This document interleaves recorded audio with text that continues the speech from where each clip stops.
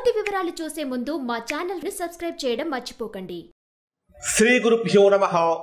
శ్రీ మహాసరస్వత్యై నమః. ఓం నమః శివాయ. నారాయణ శాస్త్రి ఆస్ట్రాలజీ ఛానల్ వీక్షిస్తున్నటువంటి ప్రేక్షక మహాశైలకు స్వాగతం సుస్వాగతం. ఈరోజు మనము మీనరాశి లేదా మీనలగ్నంలో జన్మించినటువంటి వారికి ధనయోగం ఏ విధంగా కలుగుతుందో తెలుసుకుందాం.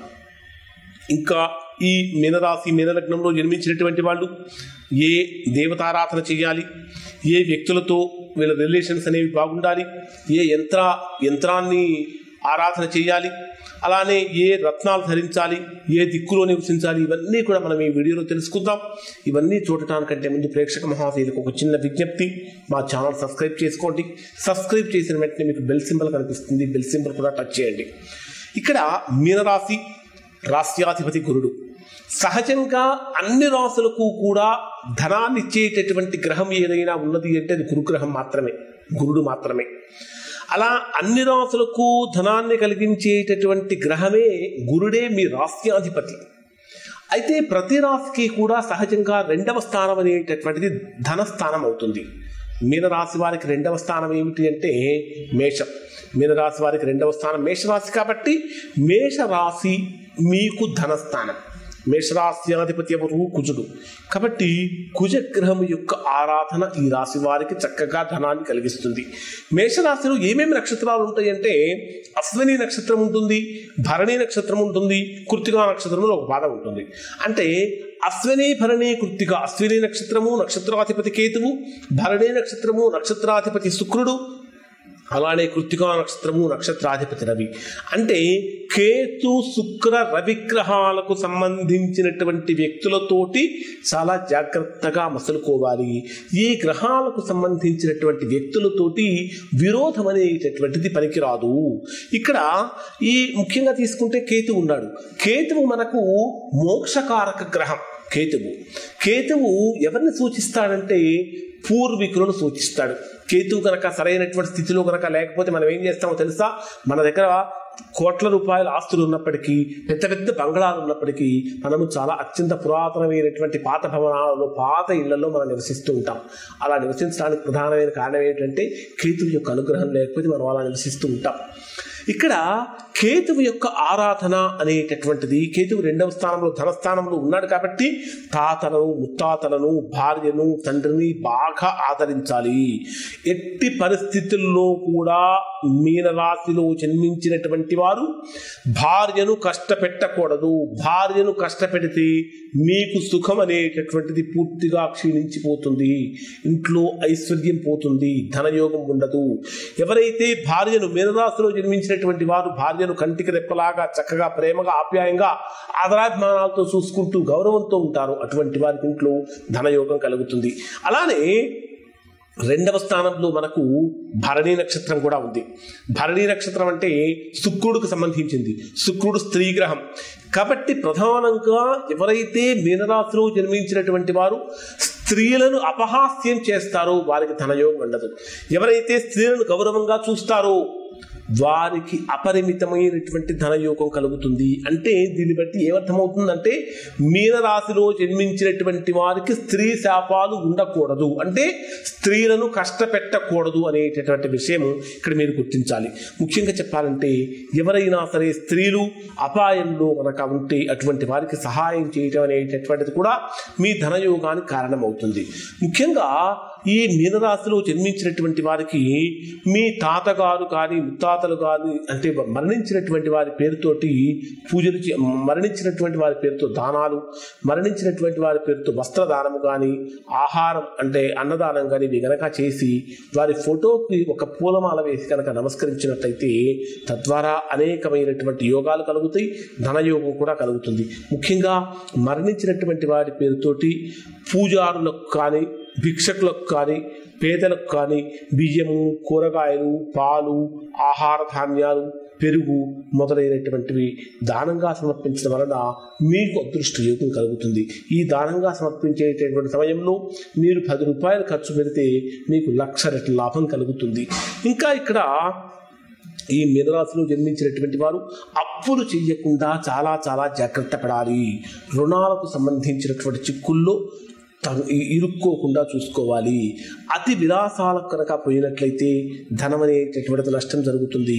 విలాసాలకై ధార్మిక కార్యాలకై ఖర్చు చేయటం అనేటటువంటిది, అంటే ధార్మిక పరమైనటువంటి కార్యక్రమాలు ఖర్చు చేయవచ్చు కానీ విలాసాలకై ఖర్చు చేయకూడదు. ఈ మీనరాశి వారు గురువులను సేవించటం, అన్ని విధాలుగా మర్యాదగా ఉండటం అనేటటువంటిది మీ యొక్క కీర్తికి, మీ ఉద్యోగానికి, మీ యొక్క గౌరవ ప్రతిష్టలు పెంపొందించేటటువంటి విధంగా ఉంటే మీరు ఎవరికైతే గురువుకి సేవ చేస్తారో, గురువును గౌరవిస్తారో ఆ గౌరవం మీకు ఉద్యోగంలో కానీ, వ్యాపారంలో కానీ, కుటుంబంలో కానీ అంత గొప్ప గౌరవాన్ని మీరు పొందుతూ ఉంటారు.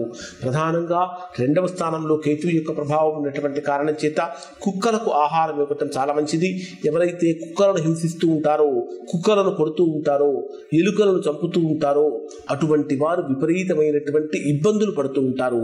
కాబట్టి ఎట్టి పరిస్థితుల్లో జంతువులను హింసించకూడదు మీనరాశిలో జన్మించినటువంటి వారు.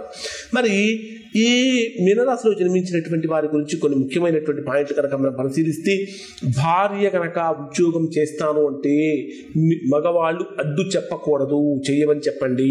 ఎక్కువగా ఆందోళనకు గురి కావటం, భావోద్వేగాలకు గురి కావటం అనేటటువంటిది మీనరాశి వారికి మంచిది కాదు. ముఖ్యంగా మీనరాశి వారు గుర్తుపెట్టుకోవలసినటువంటి ఒక అద్భుతమైనటువంటి శ్లోకం ఏమిటంటే, అందరికీ తెలిసినటువంటిది, గురు బ్రహ్మ గురు విష్ణు గురుదేవో మహేశ్వర గురు సాక్షాత్ పరబ్రహ్మ తస్మై శ్రీ గురవే నమః అనే విధంగా గురువుల యొక్క ఆశీర్వాదం తీసుకోవాలి. ప్రతిరోజు నిద్రలేవగానే మీరు ఈ శ్లోకంతో మనస్సులో ఒక నమస్కారం చేసుకుని ఈ శ్లోకంతో కనుక మీ దైనందిన జీవితాన్ని కనుక ప్రారంభించినట్టయితే అద్భుతమైనటువంటి ధనయోగం కలుగుతుంది, మంచి ఉద్యోగం కలుగుతుంది, కీర్తి పేరు ప్రతిష్టలు కూడా వస్తాయి. ముఖ్యంగా సోదరులతోటి, సోదరీమణులతోటి మంచిగా ఆదరించడం వలన కూడా మీకు ఆర్థికాభివృద్ధి అనేటటువంటిది కలుగుతుంది. వారు మిమ్మల్ని ప్రేమించినా ప్రేమించకున్నా మీరు మాత్రము వారి యందు ప్రేమ, అభిమానం అనేటటువంటిది చూపిస్తూ ఉండాలి. ముఖ్యంగా చెప్పాలంటే వారసత్వంగా వచ్చినటువంటి ఆస్తులో కొంత భాగాన్ని వారికి కూడా కనుక సమర్పించినట్లయితే తద్వారా సంపూర్ణమైనటువంటి అనుకూలత, ధనయోగం అనేటటువంటిది మీకు కలుగుతుంది. ఎందుకంటే వాళ్ళకిస్తే మీకు కలగటం ఏమిటంటే, మన శాస్త్రాలు మనకు ఒక సామెత చెప్పినాయి, మనము తిన్నది మట్టిలోకి మనం పెట్టిందే మనకు అనేటటువంటి ఒక సామెత మీరు వినే ఉంటారంటే, మనం తిన్నది మట్టి రూపంలో కలిసిపోతుంది, ఎదుటివారికి పెట్టిందే మనకు మిగులుతుంది. ఇక్కడ కాబట్టి దానం అనేటటువంటిది సోదరులకి, సోదరీమణులకు ఆస్తులు వాటా అనేటటువంటిది ఇవ్వటం వలన మీ యొక్క శ్రేయస్సుకి చాలా ఉపయోగపడుతూ ఉంటుంది. ఇంకా పితృది ఏదైనా పండుగలు జరుగుతున్నప్పుడు, ముఖ్యమైనటువంటి కార్యాలు జరుగుతున్నప్పుడు, ఈ పితృపక్షాలు జరుగుతున్నప్పుడు పితృదేవతల ఫోటోలు పెట్టి వారికి మీ వద్ద ఉన్నటువంటి వంటకాలు నైవేద్యంగా పెట్టి వారిని తృప్తిపరచడం వలన కేతుగ్రహం యొక్క అనుగ్రహం పెరుగుతుంది. తద్వారా ధనయోగం అనేటటువంటిది కలుగుతుంది. మరి మీనరాశి వారికి ధనయోగం కలగాలంటే ఆరాధించవలసినటువంటి దైవం ఏమిటంటే పార్వతీదేవి యొక్క ఆరాధన విశేషమైనటువంటి ధనయోగాన్ని కలిగిస్తుంది. దాంతోపాటు గణపతి ఆరాధన కూడా విశేషమైనటువంటి యోగాన్ని కలిగిస్తుంది. ముఖ్యంగా మీనరాశిలో జన్మించినటువంటి వారు తూర్పు లేదా ఉత్తర ముఖం ఉన్నటువంటి, ఉత్తరపు సింహద్వారం ఉన్నటువంటి ఇంట్లో నివసించడం అనేది చాలా మంచిది. ఈ మీనరాశిలో జన్మించినటువంటి వారు గణపతి స్తోత్రం కానీ, రుద్రాష్టకం కానీ, దుర్గాదేవి స్తోత్ర పారాయణం అనేటటువంటిది రాశి వారికి చాలా మంచిది. ముఖ్యంగా మీ గృహంలో ఉసిరిక చెట్టు కనుక ఉన్నట్లయితే అది సమస్తమైనటువంటి పాపాలను తొలగిస్తుంది, చక్కటి ధనయోగాన్ని కూడా కలిగిస్తుంది. దానితో పాటు జాజి, మల్లె, నందివర్ధన మొదలైనటువంటి మొక్కలను మీ గృహానికి ఆగ్నేయ భాగంలో పెంచుకున్నా లేదా ఈశాన్య భాగంలో పెంచుకున్నా అవి కూడా గృహంలో ధనయోగాన్ని వృద్ధి చేస్తాయి. అంటే నెగిటివ్ వైబ్రేషన్స్ అనేవి తొలగిస్తూ ఉంటాయి. ఈ మీనరాశి వారు ధరించవలసిన రత్నం ఏమిటంటే, వీళ్ళు ధరించవలసినటువంటి రత్నం కనక పుష్యరాగం, ఎల్లో సఫైర్. ఈ కనక పుష్యరాగం ధరించడం వలన చాలా బాగుంటుంది. ఇది కుడి చేతి చూపుడు వేలికి ధరించాలి. ఈ రాశిలో జన్మించినటువంటి వారు లేదా ఈ లగ్నంలో జన్మించినటువంటి వారు గురుగ్రహ యంత్రాన్ని మరియు శ్రీ యంత్రం అంటే లక్ష్మీ యంత్రాన్ని ఇంట్లో పెట్టుకొని చక్కగా రోజు దీపారాధన చేసి పూజ చేయటం వలన సమస్తమైనటువంటి శుభాలు పొందుతారు. ప్రతిరోజు కూడా ఈ రాశిలో జన్మించినటువంటి వారు గురు మంత్ర పారాయణం చేయటం వలన సమస్తమైన శుభాలు పొందుతారు. ఇవి మీనరాశి వారికి ధనయోగాన్ని కలిగించేటటువంటి ఫలితాలు మరియు రెమెడీస్. మీది కనుక మీనరాశి అయితే మీరు కూడా ఆర్థికంగా ఇబ్బంది పడుతున్నారా? ఒకవేళ తీవ్రంగా కనుక ఇబ్బందులు పడుతూ ఉంటే జన్మ లగ్నంలో అంటే జాతక చక్రాన్ని పరిశీలన చేయించుకొని దోషం ఎక్కడుందో తెలుసుకొని దానికి తగిన విధంగా దోష నివారణ కనుక చేయించుకుంటే సత్ఫలితాన్ని పొందవచ్చు. ఇవి మీనరాశి వారికి ధనయోగాన్ని కలిగించేటటువంటి పరిహారాలు.